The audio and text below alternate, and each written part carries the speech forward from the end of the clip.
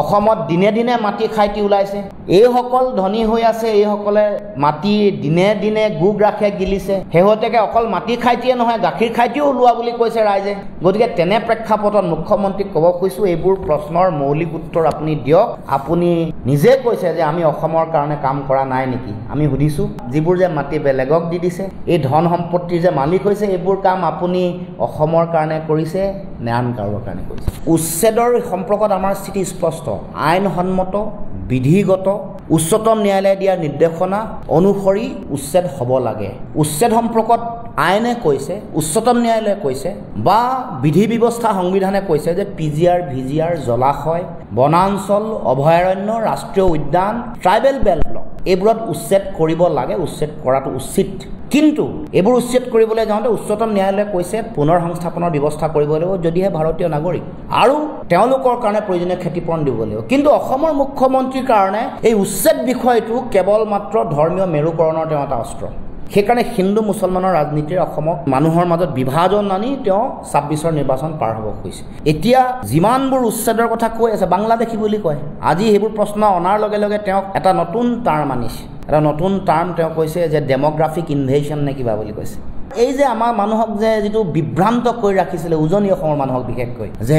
উচ্ছেদ হৈছে মানে সাংঘাতিক কাম কৰিছে মানে মই তথ্য সহকাৰে ক'লোঁ কাজিৰঙাৰ উচ্ছেদত ১৪ কোটি দিলে বটদ্ৰৱাৰ উচ্ছেদত ৭ৰ পৰা ১২ লাখকৈ দিছে আৰু গৰুখুটি উচ্ছেদত মাটিও দিছে টকাও দিছে এতিয়া কি লাভ হ'ল তাৰমানে একফালে উজনি অসমৰ পৰা এনেকৈ ভোট ল'ব তাৰপিছত এই নামনি অসমতো ভয় খুৱাই মুছলমানৰ ভোট ল'ব এবাৰ মূল লক্ষ্য হিমন্ত বিশ্ব শৰ্মাৰ মুছলমানসকলৰ ভোট এই ভয় খুৱাইছে আৰু মাটি এনেকৈ পট্টা দি পিনে ক্ষতিপূৰণ দি তেওঁলোকে এবাৰ মুছলমানৰ ভোট ল'ব এইটো স্পষ্ট কথা এই ৰহস্যটো অসমৰ ৰাইজে ভেদ কৰিব লাগিব এইবাৰ এইটো দেখুৱাই থকা খেলটো উজনি অসমৰ কাৰণে যাতে ইয়াত মানুহক যাতে মেৰুকৰণটো ভালকৈ হয় আৰু নামনি অসমত এই ভয় ভাবো কি খুৱাব নহ'লে ঘৰ ভাঙি দিম বুলডেজাৰ কৰি দিম কিন্তু ভিতৰি গোপন প্ৰেমটো তেওঁ মুছলমানৰ লগত আছে যেনেকৈ বদৰুদ্দিন আজমলৰ লগত তেওঁৰ গোপন প্ৰেম আছিলে এতিয়া ভোটাৰসকলৰ লগত তেওঁ প্ৰেমৰ যিখন সাগৰ এখন মেলি দিছে নাও মেলি দিছে অস্ত্ৰ এনেকৈ তেওঁ উচ্ছেদ দেখুৱাব কিন্তু মাটি দিব পট্টা দিব অথচ আমাৰ তিনিচুকীয়াৰ মাকুমৰ কৰদৈগুৰি মানুহে আজিলৈকে মাটিৰ পট্টা পোৱা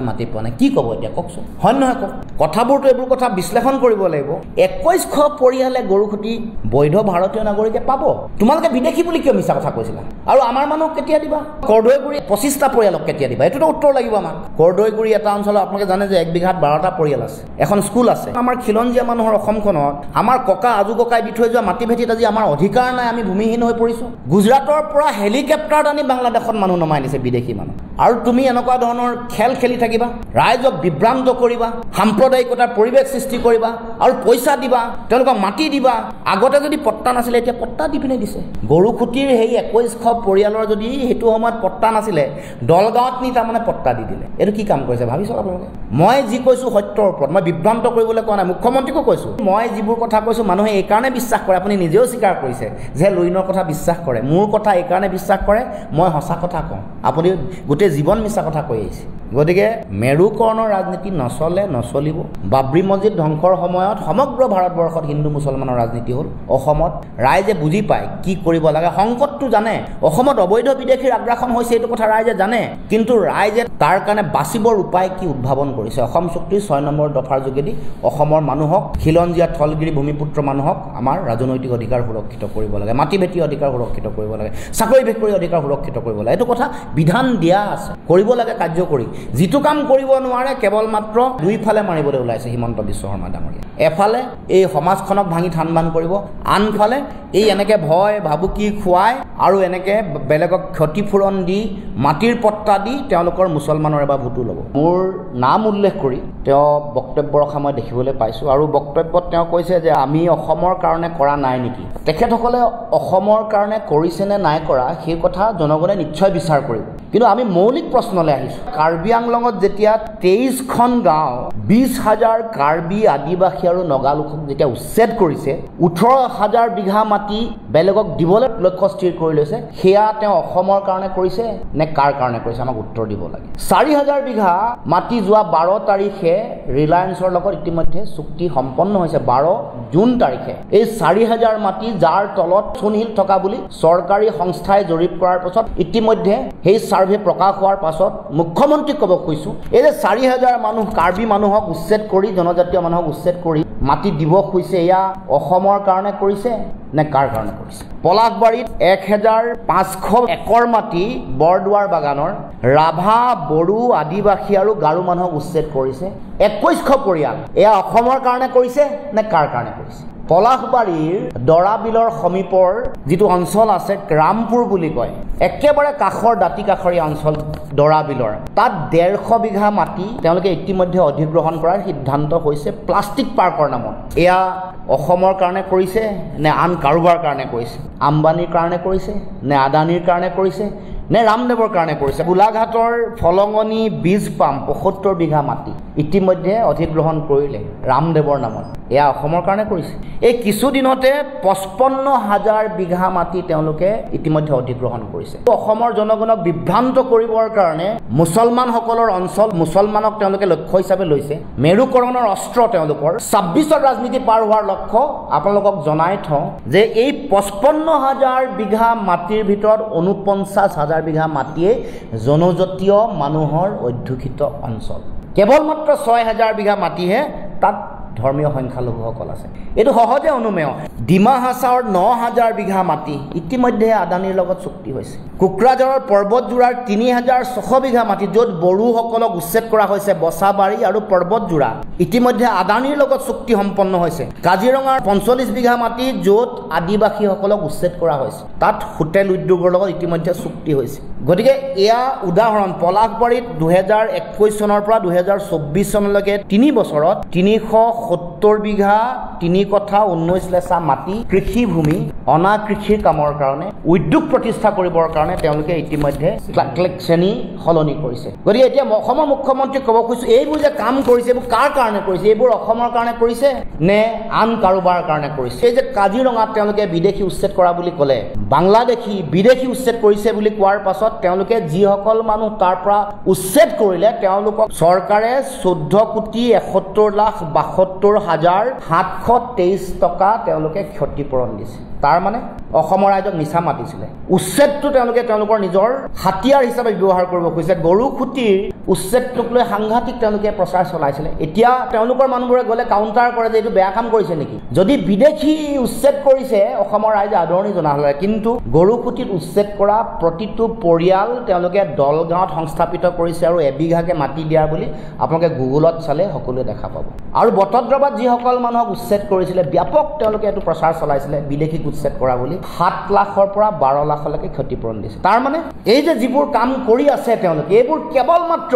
নামনি অসমত মুছলমান অধ্যুষিত থকা অঞ্চলসমূহত উচ্ছেদ কৰি উজনি অসমত ভোট তেওঁলোকে ল'ব লাগে মেৰু বিভাজনটো কৰিব লাগে এটা ভুল মেছেজ এটা মানুহক বিভ্ৰান্তিকৰ বতৰত যিহেতুকে আজি মুখ্যমন্ত্ৰী উঠি পৰি লাগিছে আজি তেওঁ মহামান্য উচ্চতম ন্যায়ালয়ৰ তদাৰকতাৰ নিৰ্দেশনাত হৈ থকা ৰাষ্ট্ৰীয় নাগৰিক পঞ্জীকৰণৰ উন্নীতকৰণৰ যিটো বিষয় এইটোকে একেবাৰে নাটচাট কৰিছে নালিফাই কৰিছে তেওঁৰ বক্তব্য তাৰ মানে মুখ্যমন্ত্ৰীৰ ইমান স্পৰ্ধা যে উচ্চতম ন্যায়ালয়ৰ নিৰ্দেশনা তদাৰকত হৈ থকা কাম এটাকো তেওঁ এনেকৈ নাটচাট কৰিব পাৰে এতিয়া আমাৰ প্ৰশ্ন যে মুখ্যমন্ত্ৰী ডাঙৰীয়া আপোনাৰ পত্নীৰ নামত থকা বাগানসমূহ এই যে কাজিৰঙা য'ত কাঞ্চনজুৰি আছে সৰু পথাৰত ৰাধাকৃষ্ণ বাগান আৰু তিনিচুকীয়াৰ চানমাৰী বাগান এইবোৰ অসমৰ মানুহৰ কাৰণে কৰিছে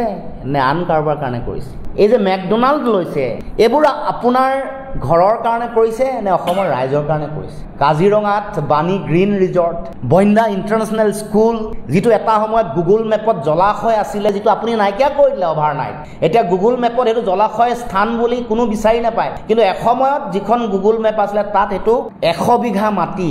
বঙৰাত সিলিং সাৰপ্লাস মাটি যে অধিগ্ৰহণ কৰিলে RBS ৰিয়েলটছ প্ৰাইভেট লিমিটেডৰ নামত এইবোৰ অসমৰ কাৰণে কৰিছে নে কাৰ কাৰণে কৰিছে মুখ্যমন্ত্ৰীক প্ৰশ্ন উত্থাপন কৰিছে আৰু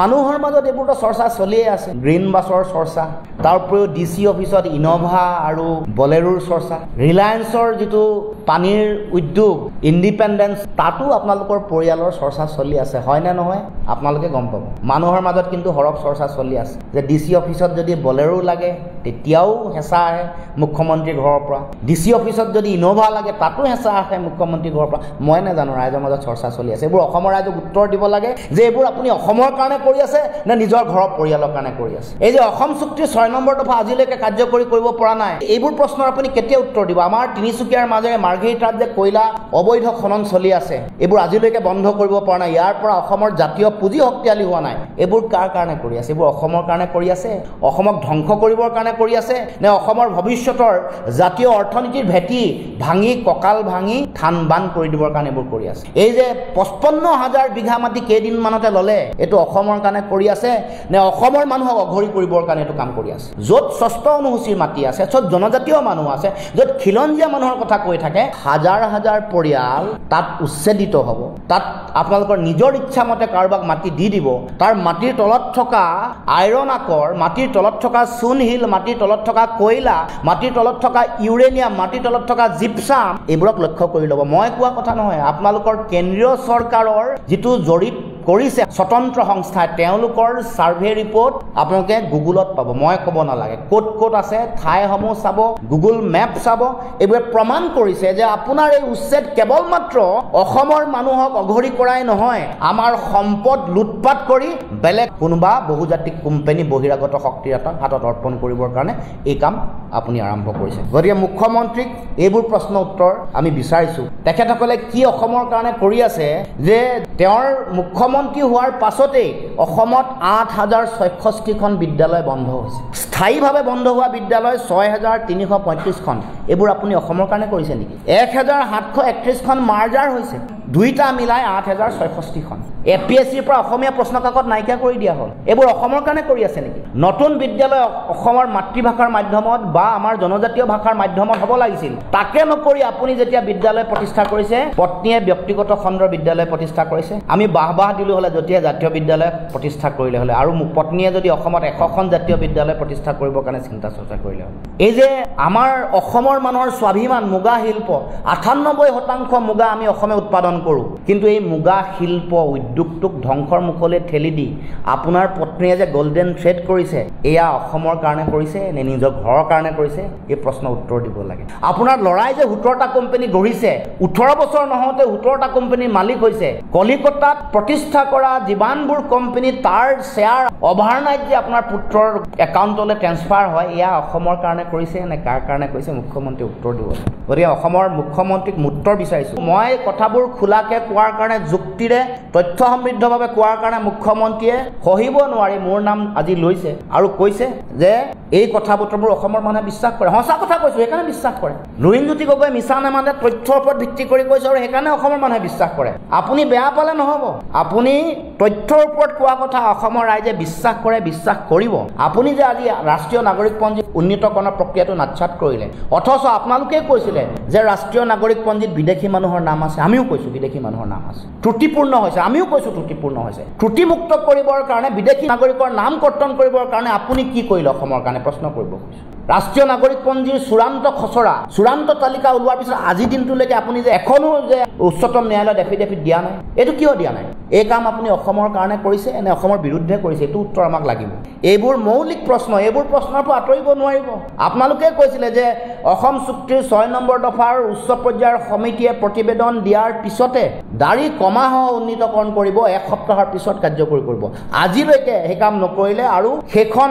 প্ৰতিবেদনত যিগৰাকী কেন্দ্ৰীয় চৰকাৰৰ যুটীয়া গৃহ সচিব উত্তৰ পূৰ্বাঞ্চল সত্যেন্দ্ৰ গাৰ্গে চহী নকৰাকৈ সেইখন পেলাই থৈ দিলে। মুখ্যমন্ত্ৰীক সুধিব খুজিছোঁ, এই যে বিজেপি চৰকাৰে এই কামবোৰ আমাৰ কাৰণে কৰিছে নে বেলেগক সুবিধা দিবৰ কাৰণে? নাগৰিকত্ব সংশোধনী আইন জাপি দি অবৈধ বিদেশীক নাগৰিকত্ব দিয়াৰ বাট মুকলি কৰি দিবৰ কাৰণে অসম চুক্তিৰ যোগেদি খিলঞ্জীয়াক সাংবিধানিক নিৰাপত্তা দিবলৈ এই কাম কৰা নাই। গতিকে মুখ্যমন্ত্ৰী ডাঙৰীয়া, আমি এইখিনি মৌলিক প্ৰশ্ন উত্থাপন কৰিছোঁ। এইবোৰ প্ৰশ্নৰ উত্তৰ দিব পাৰিলেহে আমি বুজি পাম যে আপুনি অসমৰ কাৰণে কিবা কৰিবলৈ চেষ্টা কৰিছে। আপুনি, আপোনাৰ পত্নী, আপোনাৰ পুত্ৰ, আপোনাৰ মৰমৰ ভাই, মানে আপোনাৰ